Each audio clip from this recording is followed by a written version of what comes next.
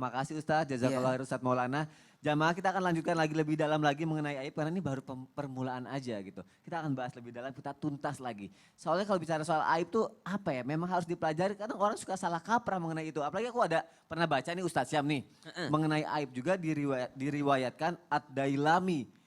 Katanya gini, berbahagialah orang yang disibukkan oleh aib sendiri daripada menyibukkan diri dengan aib orang lain.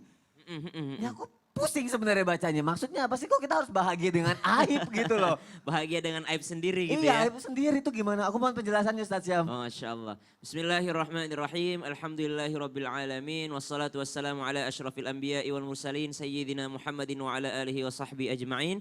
Asbahna wa asbahal mulku lillahi rabbil alamin. Assalamualaikum warahmatullahi wabarakatuh. Waalaikumsalam warahmatullahi wabarakatuh. Guru-guruku yang mulia, Ustadz Maulana yang dimuliakan Allah, Ustadz Kokolim, Mas Soni yang dimuliakan Allah dan seluruh guru kami yang sedang menonton acara ini, Islam itu indah, dan seluruh jamaah yang setia selalu menemani kami di pagi hari yang berberkah ini. Tabe tanpa bermaksud menggurui ataupun mengajari, ternyata ketika Nabi Adam alaihissalam dikeluarkan dari surga, itu Nabi Adam keluar dari surga tuh harusnya Nabi Adam nyalahin siapa coba? Nyalahin Iblis. Karena iblis yang dalam Al-Quran disebutkan fawaswasa lahuma syaitanu liyubdilahuma ma wuri'a anhuma min sawatihima. Iblis datang membuat was-was akhirnya mendekati pohon yang dilarang oleh Allah Subhanahu wa taala. Yang pertama mestinya yang disalahkan oleh Nabi Adam itu adalah iblis. Yang kedua, Nabi Adam tuh harusnya ketika dikeluarkan dari surga sampai ke buminya Allah Subhanahu wa taala, mestinya dia langsung protesnya sama siapa? Sama Allah. Karena Nabi Adam tahu, Allah nih udah tahu saya pasti akan ke bumi, tapi kenapa saya harus melalui yang namanya skenario-skenario ini?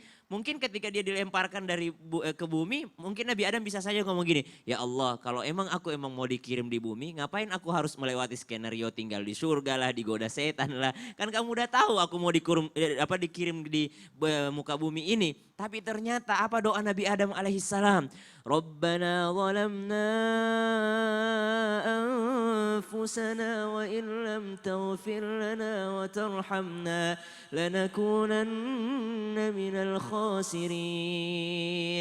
Alih-alih menyalahkan syaitan, alih-alih menyalahkan iblis, alih-alih protes ke Allah, Nabi Adam justru membaca doa, Rabbana zalamna anfusana, Tuhan kami ini menzalimi diri kami sendiri. Artinya dia ingat bahwa ini kesalahan saya sendiri gitu. Maka kata Nabi Adam, wa illam taghfir lana wa tarhamna, kalau kau tidak mengampuni kami lalu tidak merahmati kami, lanakunanna minal khasirin. Sungguh kami menjadi orang yang merugi. Kebalikan daripada rugi adalah beruntung. Maka kembali dari pernyataan tadi yang disampaikan oleh Sony bahwasanya bahagia orang yang memikirkan aibnya sendiri. Karena kalau dia sibuk untuk mencari kambing hitam, dia sibuk untuk menyalahkan orang lain, dia sibuk untuk mencari aib orang lain, maka dia akan lupa terhadap aibnya sendiri. Sedangkan orang yang ingat terhadap kekurangannya sendiri maka dia harus berbahagia. Kenapa? Karena dia akan introspeksi dirinya. Nabi Adam alaihissalam langsung introspeksi dirinya. Oh ini karena kesalahan saya sendiri. Yang kedua, kita dalam keadaan yang namanya lockdown misalnya. Atau dalam keadaan COVID-19 ini. Sejarah itu berulang. Di zaman dahulu sudah ada yang kena lockdown. Lebih parah lockdownnya daripada kita. Siapa itu? Yunus bin Matta, Dhunnun, Nabi Yunus alaihissalam.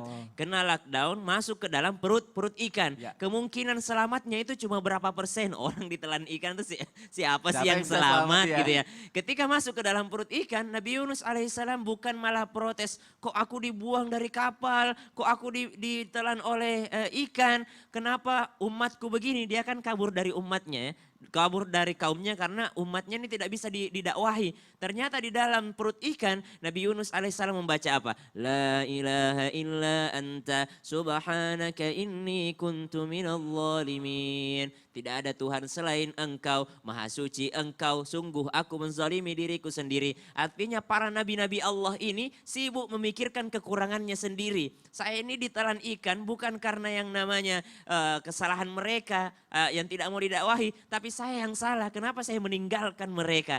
Artinya mereka ini orang-orang yang berbahagia karena mereka sibuk memikirkan aib mereka sendiri. Bahagianya satu, bisa introspeksi diri. Yang kedua, Allah menyelamatkan mendapatkan orang-orang yang sibuk memperbaiki dirinya. Bagaimana bisa memperbaiki dirinya kalau dia tidak pernah yang namanya memikirkan kesalahan dirinya gitu. Oh, Masya Allah. Akhirnya aku jadi tahu. Aku pikir tuh bahagia karena apa? Ternyata jadi kita bisa introspeksi diri ya. Jadi Kalau nggak tahu kekurangan diri kita, bagaimana kita memperbaikinya? iya sih. Iya. Dan kita juga ngapain juga ngurusin aib orang lain. Toh aib kita pasti lebih banyak karena kita lebih tahu mengenai diri kita ya. Subhanallah. Sedangkan seluk-beluk hati orang lain ya Ustadz mungkin kan yang tahu cuma orang itu ya. Benar. Ya Allah la ilaha illa anta subhanaka inni kuntu minazolimin. Masya Allah. Jazakallah khair Ustadz Syam.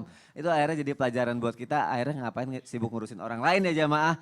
Introspeksi diri, istighfar, mohon ampun sama Allah. Masya Allah. Kalau punya masalah juga mungkin lebih baik seperti itu. Tapi ngomongin masalah nih. Aku pernah punya masalah nih Ustadz.